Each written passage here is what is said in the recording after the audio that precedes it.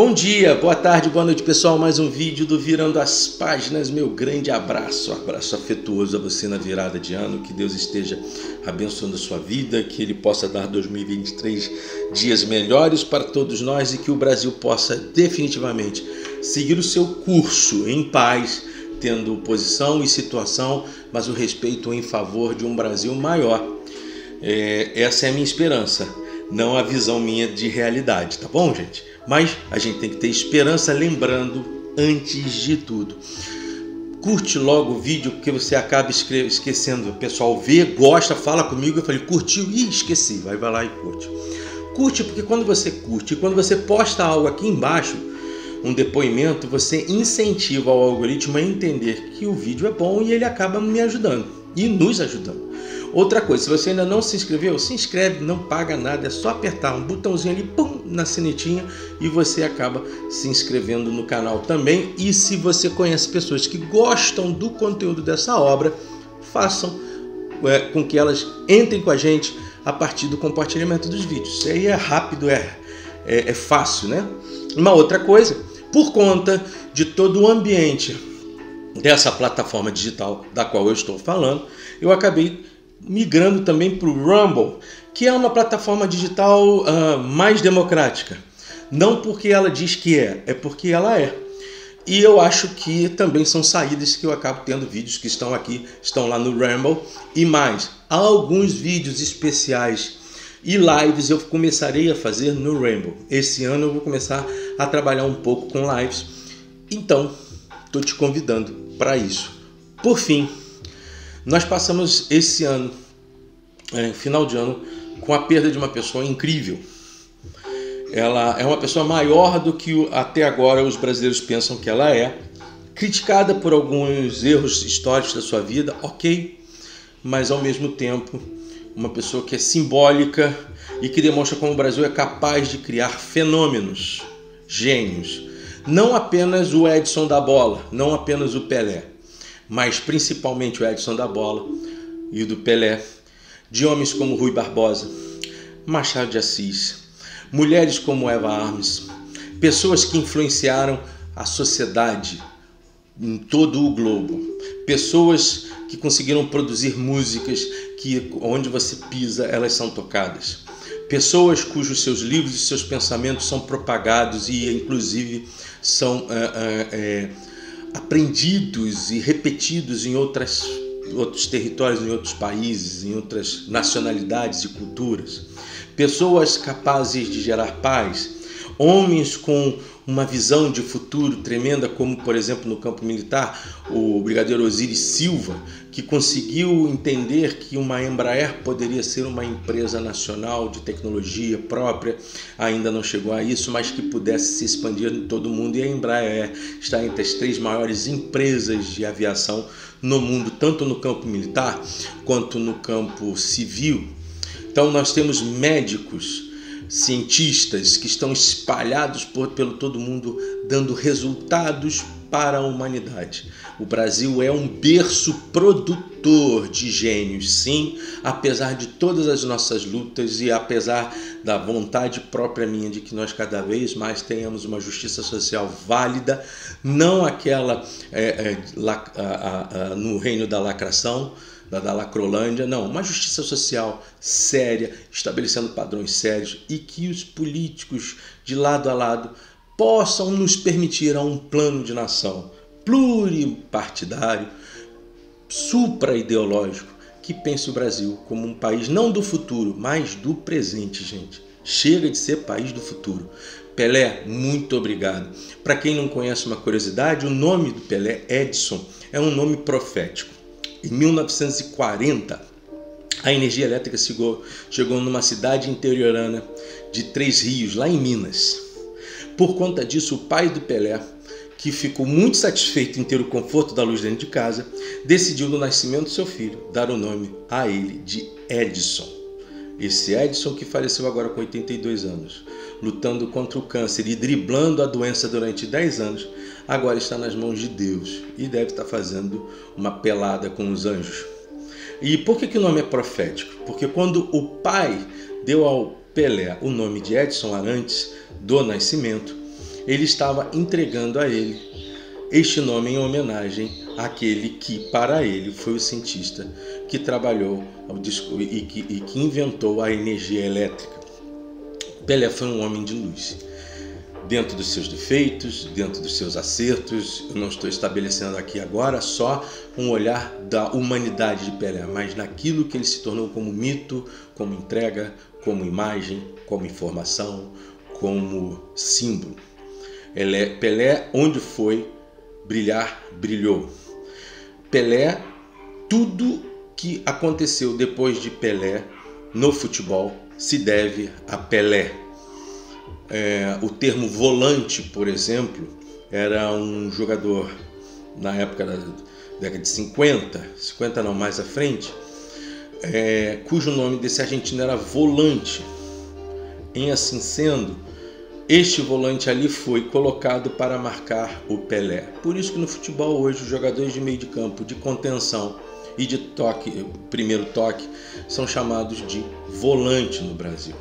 Pelé construiu um tipo de jogador no ataque que fez com que os técnicos de época reformulassem a visão sua com relação à armação das suas defesas.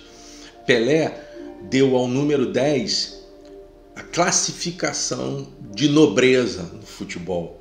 Ou seja, todo craque do seu time, do meu, usa a camisa número 10.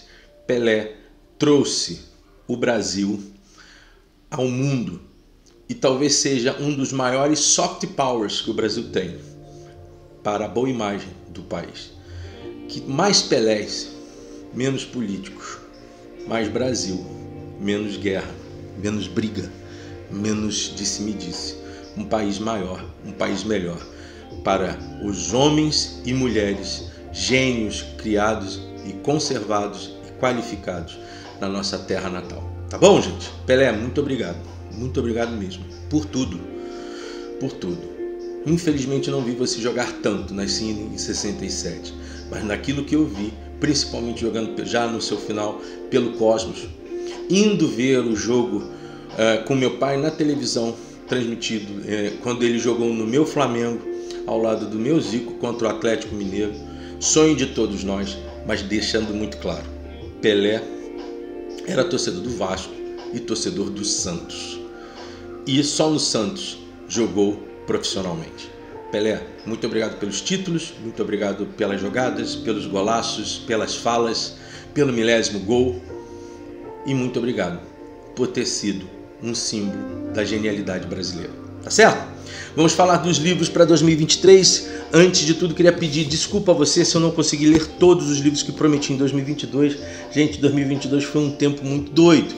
Então eu quero trazer David Copperfield, do Charles Dickens, o Romance sobre Londres, que eu não pude ler, livros mais grossos, eu não tive capacidade de lê-los, mas Guerra e Paz, por exemplo, quero trazer também. Mas a gente vai tocando, a gente vai acertando e eu vou começar pelos livros que me foram dados. Está aumentando o número de pessoas que me dão livros, eu agradeço. Primeiro, não vale muito, assim, foi um dado de coração mesmo, minha prima. A Lilinha me deu um livro, Criança 44, do Tom Robbins-Smith, que é o primeiro livro de uma trama, uma trilogia que ele escreveu. E é interessante porque ele é elogiado pelo Scott Turon. Eu não conheço o Robbins-Smith, o que eu posso dizer é que todo livro que o Scott Turon elogia, eu tendo a lê-lo. E eu quero agradecer, é um thriller, O Corpo de uma Criança, na Rússia Soviética de 55, no período de Stalin. E aí a partir daí você vai ter uma trama bastante densa. Sabe aqueles livros de 400 e poucas páginas que na verdade passam para 200? É esse livro aqui, tá? Diagramação ótima, aquela página amarela que nos faz descansar os olhos e rápido. Vou estar lendo, Lilia. Muito obrigado, tá? Um outro livro, cara, Saraiva, muito obrigado, meu filho. O Saraiva me ouviu falar sobre o ícone do Frederick Forsyth, que foi uma indicação do comandante Farinazzo num dos seus vídeos sobre romances que estabelecem um bom padrão no campo da guerra híbrida. Vou falar disso depois.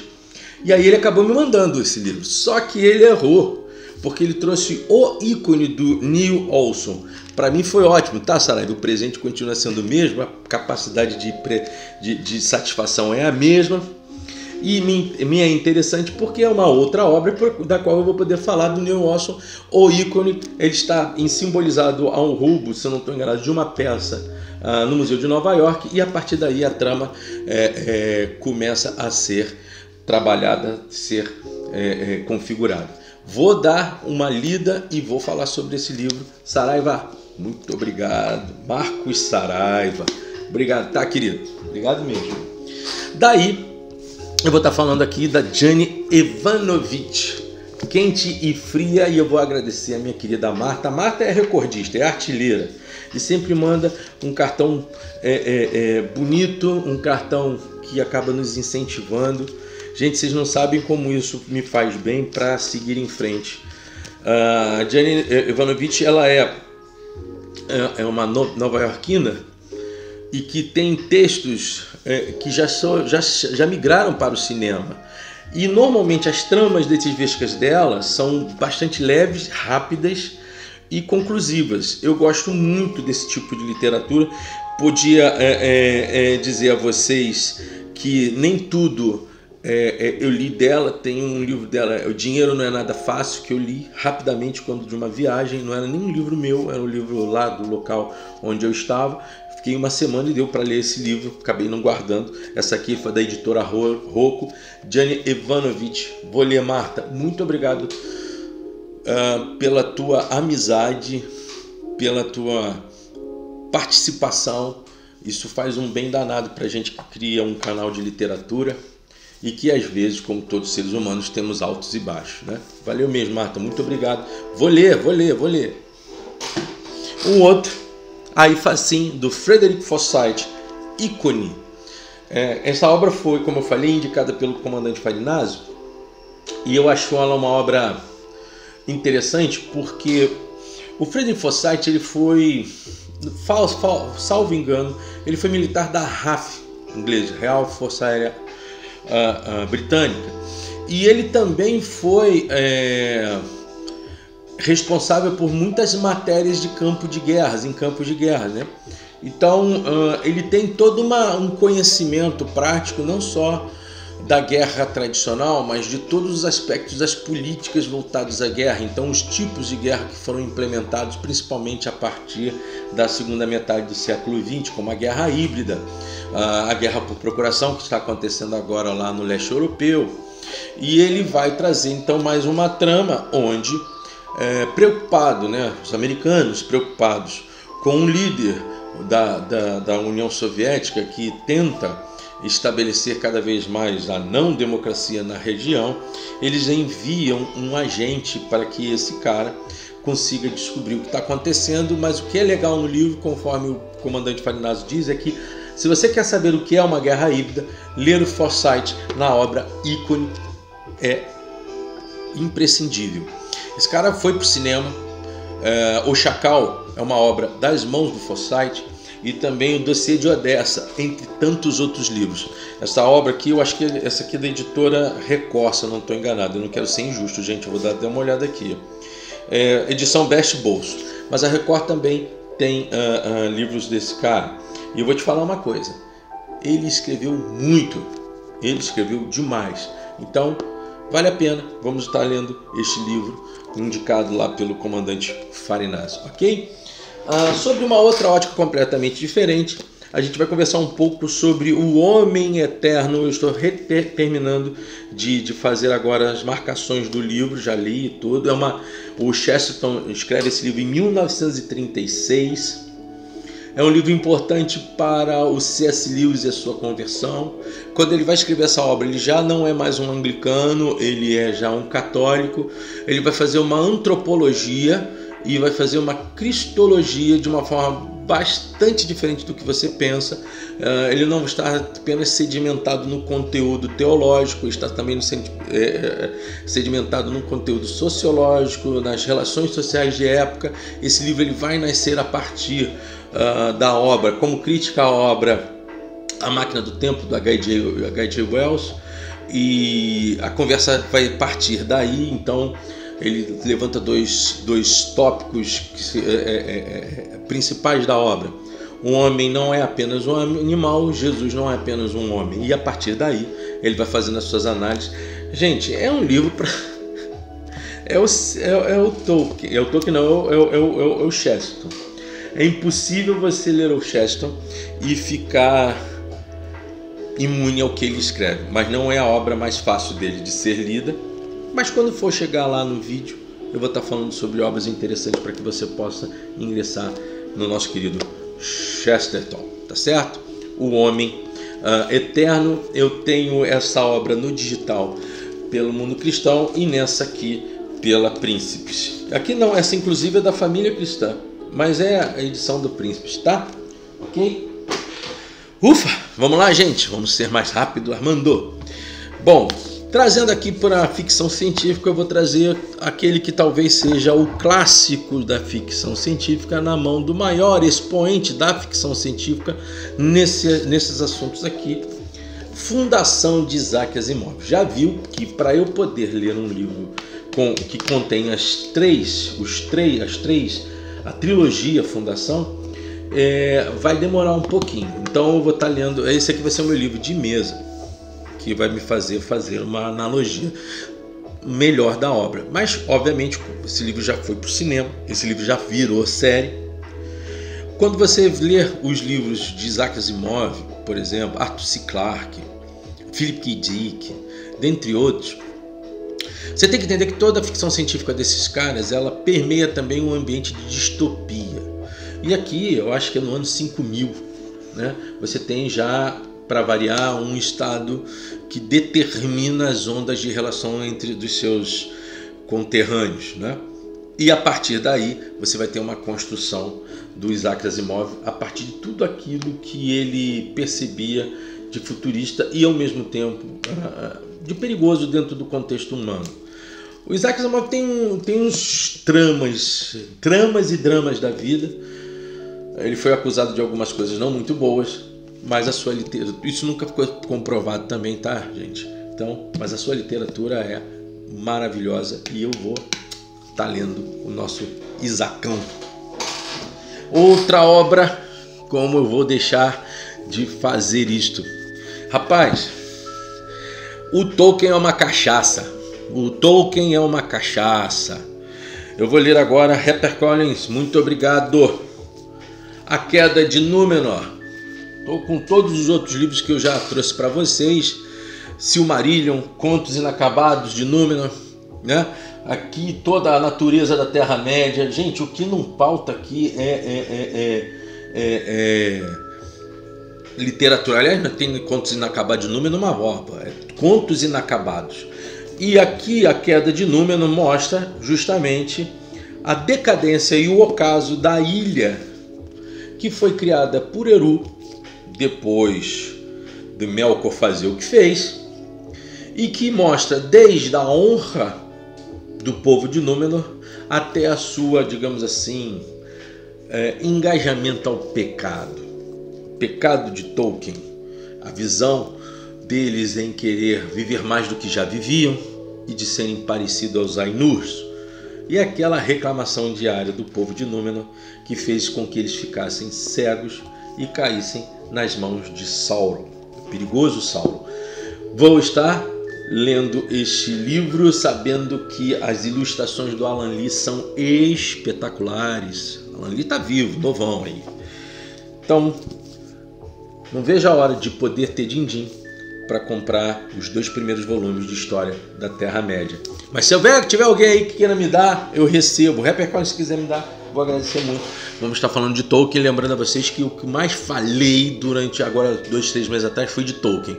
A história dele, a biografia dele, Silmarillion, Beren Lúthien e por aí vai, tá? Então, o Hobbit, eu falei sobre o Hobbit também, contei a história do Hobbit, disse quais são os principais livros para si, por que o Tolkien é bom para os seus filhos. Tá aí, gente, procura aí que vocês vão achar, tá? Gente, o mangaka, o cara do terror, Junji Ito, Fragmentos do Terror. Eu vou deixar ele mais lá para trás, depois eu digo para vocês. Eu não estou no momento agora de estar lendo esses caras, não. Mas o Junji Ito é do outro mundo. Eu proponho a vocês, quem gosta de mangás, pegarem o estilo do Junji Ito no mangá Frankenstein, quando ele pega todo o conteúdo da Mary Shelley e coloca no mangá. Junji Ito, se você quer tomar susto, se você quer ter nojo, se você quer ver o irreal, Junji Ito e os seus contos de terror, os seus fragmentos, histórias rápidas, mas que, cara, a Darkseid é violenta, né? Todo livro da Darkseid, nossa mãe, já começa pela capa, vai pelo conteúdo, vai pela qualidade editorial. Darkseid, parabéns. Junji Ito, fragmentos de terror, vou também estar lendo. Rapaz, também da Darkseid, eles criaram lá em 2018 essa obra aqui, olha, Academia Sobrenatural Brasileira de Letras. Eu falei sobre um dos textos. Quero lembrar vocês que nesse período, né, onde já no final do século XIX, né, quando você tem 80 anos do texto de Frankenstein, quando o Homem Invisível chega às nossas mãos, quando você tem na época, você começa a trabalhar, nasce o Lovecraft com sua primeira obra, né? E você também tem Bram Stoker trazendo o Drácula pra gente. Já falei do Homem Invisível com H.G. Wells. Você já tinha gente brasileira escrevendo e gente de pena pesada. Então eu trouxe para vocês um texto, A Igreja do Diabo, do Machado de Assis. Mas aqui nesses nomes tem Machado de Assis, Álvares de Azevedo, Bernardo Guimarães, pouco conhecido por muitos, A Dança dos Ossos, Fagundes Varela. Quem diria Coelho Neto escrevendo contos de terror, Aloysio de Azevedo. Todos sabem que os dois Azevedos, o Álvares e o Aloysio, eram fortes nesse campo. O Álvares de Azevedo, muito novo, escreveu Noite da Taverna, que nos dias de hoje ninguém deixaria. A mimizentada aí da lacração não permitiria o Álvares de Azevedo trazer um texto desse. Afonso Celso, Inglês de Souza, etc, etc, etc. Mas eu vou ler um dos textos da Júlia Lopes de Almeida, em homenagem à mulher que trabalhou com toda aquela homenzarrada de época, a construção e a idealização da Academia Brasileira de Letras. Pasmem, ela não pôde participar do primeiro grupo da Academia Brasileira de Letras simplesmente pelo conteúdo do machismo, da história, o histórico machismo da virada do século XIX para o XVIII. Não é esse machismo que vocês estão reclamando, não. É uma outra situação onde as mulheres tinham pouca penetração na literatura. Por exemplo, Percy Shelley, que teve que botar o seu nome no livro Frankenstein. Só depois, quando esse livro foi agraciado, foi super bem recebido pela crítica, é que o Percy Shelley, de uma forma muito digna, colocou que essa obra não era dele, era da sua esposa Mary Shelley. E aí, a partir daí, obviamente, acabou-se por ter a anotação do nome da Mary Shelley como uma das grandes mulheres escritoras da história da literatura, né? Mas eu vou trazer a Valsa da Fome ou A Alma das Flores, da nossa querida Júlia Lopes de Almeida. E a homenagem foi tão legal que os textos da Júlia, o número de textos da Júlia só são superados pelo número de textos do Machado de Assis, tá certo? A introdução da Darkseid sobre isso aqui é essencialmente importante para mostrar o contexto histórico da literatura de terror feita por brasileiros. Uma obra adorável para quem gosta do tema e mais adorável ainda para quem gosta de literatura. Vou trazer aqui a nossa querida Júlia Lopes de Almeida, homenageá-la, tá bom? Outro livro, ufa, vamos lá. Deixa eu ver aqui que eu tô esse negócio, né, de O Reino de Deus, do Lev Tolstói. Leon Tolstói, O Reino de Deus está entre nós.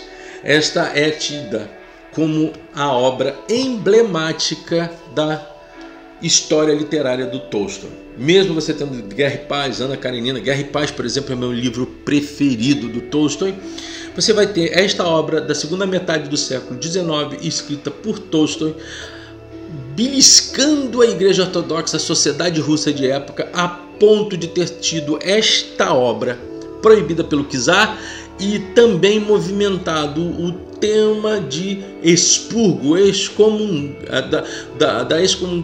da forma como Lev Tolstói encontrou o seu excomungar. Ele foi excomungado, expulso da igreja ortodoxa de época.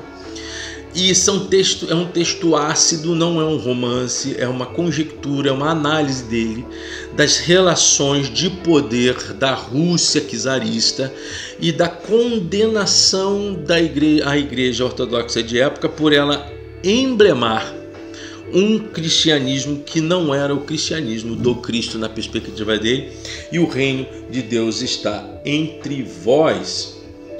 Ele foi tão importante que o czar proibiu do texto ser editado na Rússia, e somente 100 anos depois, em 1988, a Tânia Tolstói, neta do Leon Tolstói, acabou por editar esse livro, e aí ele tomou uma pujança maior, ele foi redescoberto. Gente, não dá para não ler Tolstói, não dá. E eu leio pouco Tolstói para vocês, eu acho que isso aqui é um absurdo, mas nós vamos ler Lev Tolstói, tá bom? Bom, isso aqui eu não posso jogar lá não, que isso aqui é um e-book. Por fim, tem 2 livros. Vocês estão vendo aqui que eu estou falando de autores nacionais. Vou falar mais de autores nacionais. Nada como os dias de hoje. João Ubaldo Ribeiro, Política. Quem manda, por que manda e como manda.